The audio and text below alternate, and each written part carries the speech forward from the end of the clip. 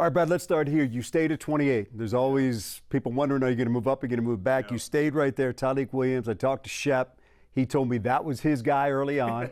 I talked to Dan. He's smiling ear to ear. There seemed to be full buy-in on this guy. Absolutely, from the very start. And, obviously I had been looking at him a lot more. We were looking at him in 2023, just thinking that he was going to come out early for the draft. So we have been looking at him for a long time. And he's been a very good, consistent player for a long time. And so just the balance that he's able to offer in both phases, just what he does in the run game, I think is very obvious and very stated and documented, but there is upside with him as a pass rusher. So I do kind of compare him to a lot of, like, when Aleem came out, he probably came out as more of a nose tackle only, but we all thought that Aleem had 3 technique in him. And so once Aleem developed and became more of a 3 technique, then that's when the pass rush kind of took off. And so we think that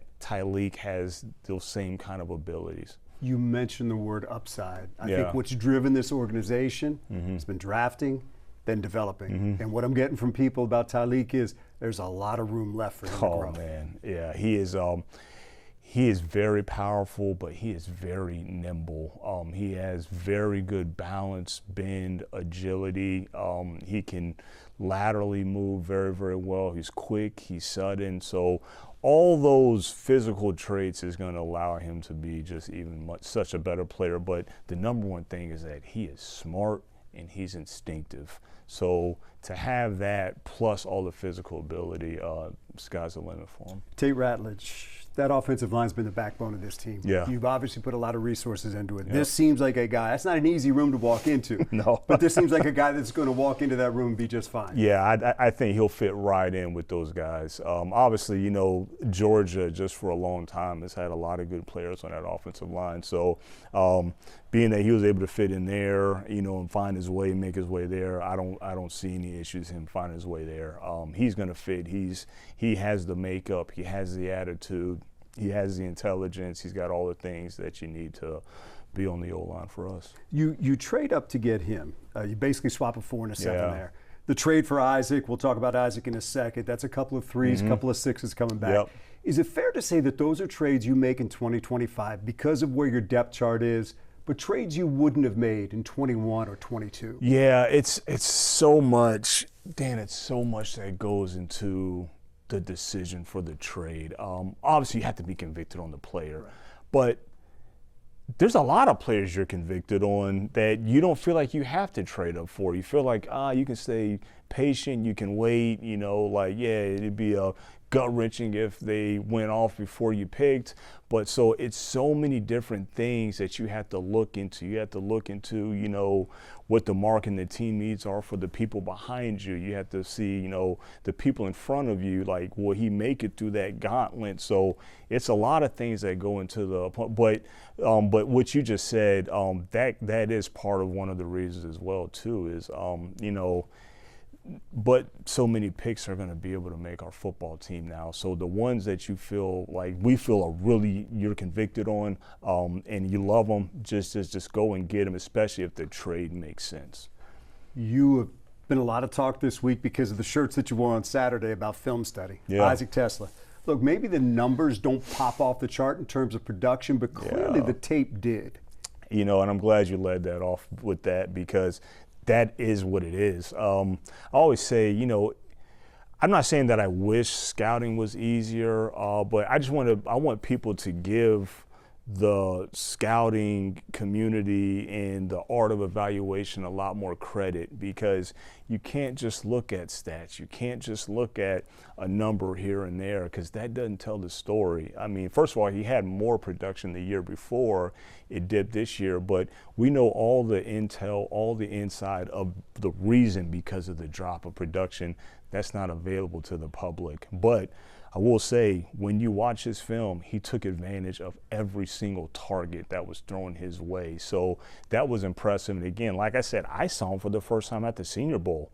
I had heard about him from the scouts, but just seeing him live and seeing how big he was and how he was straining in the run game and catching everything. I mean, he was very productive, and it's hard to be extremely productive in an all-star game. So, you can kind of sit here and say, transfer from Hillsdale, low production, no.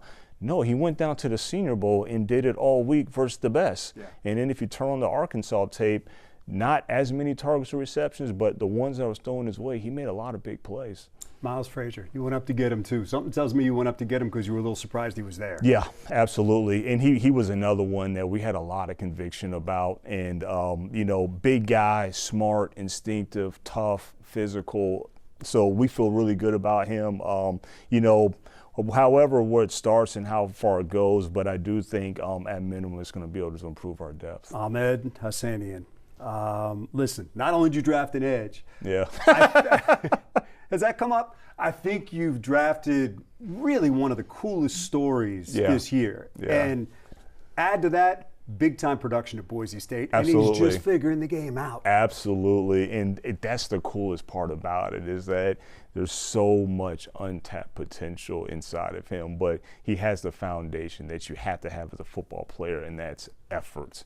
And he plays with high effort, nonstop. And, the more you get to know the person and the energy that he brings, you feel really good about it because that energy shows on the field. So we're really excited about him. Dan Jackson, he'll compete right away. Absolutely. Had to compete to get everything he ever got at Georgia. And something tells me day one he's a Dave Phipp guy. Yeah, I mean, he's going to be able to contribute for a core immediately, but he's going to be a guy that, the more you look at him, the more you find out about him. You think, well, he's not the biggest, he's not the, the most explosive guy, and but the more you dig into him, you find out why he was back there, making all the calls, running the show for Kirby Smart's defense. Dominic Lovett, final guy you drafted, and you've seen him playing some big-time games. Absolutely. That's got to help the evaluation. Yeah, absolutely. He's been a guy that always has kind of caught my eye, and my appreciation has grown for him more and more as I watched him.